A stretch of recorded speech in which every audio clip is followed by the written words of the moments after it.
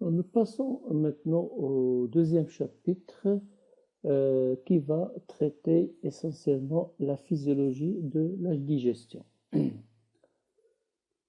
comme vous le savez, la digestion consiste essentiellement en la transformation des aliments ingérés en nutriments sous l'action des sucs sécrétés par les différentes glandes digestives. Ces actions s'accompagnent de phénomènes électriques et mécaniques des différentes parties du tube digestif et que nous verrons successivement. Nous commençons tout d'abord par la mastication. Qu'est-ce que c'est que la mastication?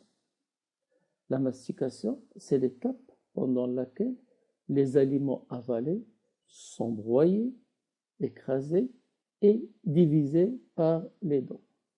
Le broyage s'effectue grâce au mouvement du maxillaire inférieur, étant donné que le maxillaire supérieur ne bouge pas.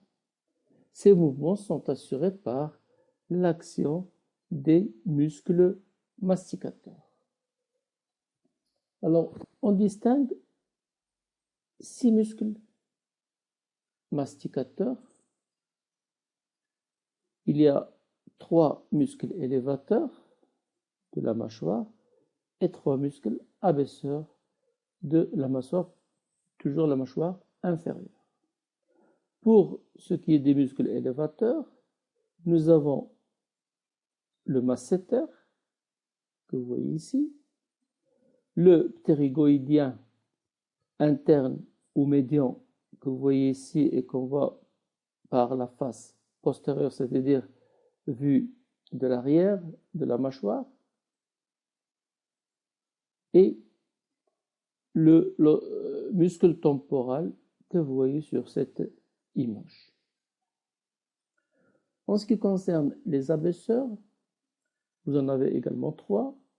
Vous avez le ptérygoïdien externe, qui est donc vers l'intérieur, c'est donc du côté antérieur de la mâchoire, mais là on le voit de l'arrière.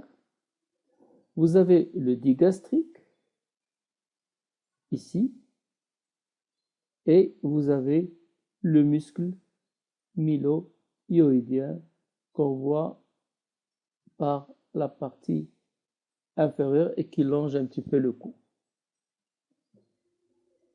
La mastication est un phénomène mi-volontaire. Qu'est-ce que ça veut dire mi-volontaire? C'est-à-dire à la fois réflexe et volontaire. C'est-à-dire que volontaire, cela veut dire qu'à chaque moment, on peut mastiquer ou s'arrêter de mastiquer. Mais il y a une part où la volonté n'intervient pas. En effet, cette mastication réflexe est liée ou déclenchée par la présence des aliments dans la bouche. En effet, par exemple, si on prend un animal dépourvu du cortex cérébral, et comme vous le savez, le cortex cérébral, c'est le siège de la volonté, lorsqu'on détruit cette partie, on peut obtenir toujours une mastication réflexe en plaçant les aliments sous les dents. Donc ça veut dire que la présence de ces aliments est perçue par des récepteurs qui transmettent leur influx via le nerf trijumeau et glossopharyngien au centre moteur bulbaire qui vont influencer en retour les muscles masticateurs. Au cours de cette mastication, donc les aliments qui vont être écrasés, broyés et triturés par les dents vont se mélanger aux sécrétions provenant des glandes salivaires qui se trouvent au niveau de la bouche et qui commencent déjà l'action enzymatique. La sécrétion salivaire est assurée par 3 paires de glandes. 3 paires, ça veut dire que nous avons pour chaque glande une du côté droit et une du côté gauche. La première paire et la plus grande, c'est la glande parotide que vous voyez ici Puis, vous avez la glande sous-maxillaire, donc juste sous la mâchoire. Et la troisième, c'est ce qu'on appelle la glande sublinguale qui apparaît ou qui est logée sous la langue et qui va déverser le contenu via des petits pores sous la langue que vous voyez ici, qu'on appelle l'orifice du canal sublingual. La sécrétion salivaire est une sécrétion réflexe. Qu'est-ce que ça veut dire réflexe? Ça veut dire qu'elle est déclenchée par l'activation de différents récepteurs, que ce soit des récepteurs gustatifs, des récepteurs olfactifs ou des récepteurs visuels. Tous ces récepteurs vont transmettre au centre supérieur, et particulièrement l'hypothalamus, des informations sur la présence des aliments. Ces centres supérieurs vont envoyer un message vers le centre salivaire bulbaire. Et ces centres salivaires vont augmenter la sécrétion, l'activation des glandes parotides sous-maxillaires et sublinguales pour le déclenchement de la sécrétion salivaire. Au cours d'une journée, la sécrétion salivaire atteint 0,8 jusqu'à 1,5 litres.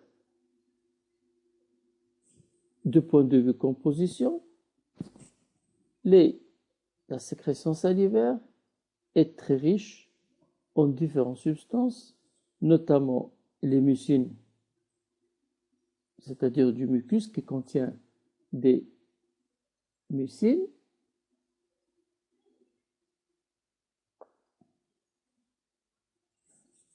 des amylases salivaires, des lipases linguales, des lysosomes et des immunoglobulines. Pour ce qui est des mucines, ils vont jouer un rôle essentiel dans la lubrification, c'est-à-dire l'humidification et la lubrification pour faciliter le transit du bol alimentaire à travers l'œsophage. L'amylase salivaire va entamer la digestion de l'amidon déjà au niveau de la bouche. Les lipases linguales vont entamer également la digestion des petites molécules de lipides, des lysosomes qui sont des antibactériens, ainsi que les IgA. Alors, la salive donc présente deux rôles principaux, un rôle chimique et un rôle mécanique. Le rôle mécanique est lié grâce à l'eau sécrétée par les glandes parotides et qui permet d'imbiber les aliments secs, et aussi grâce aux mucines qui sont contenus dans la sécrétion par des glandes sous-maxillaires et sublinguales.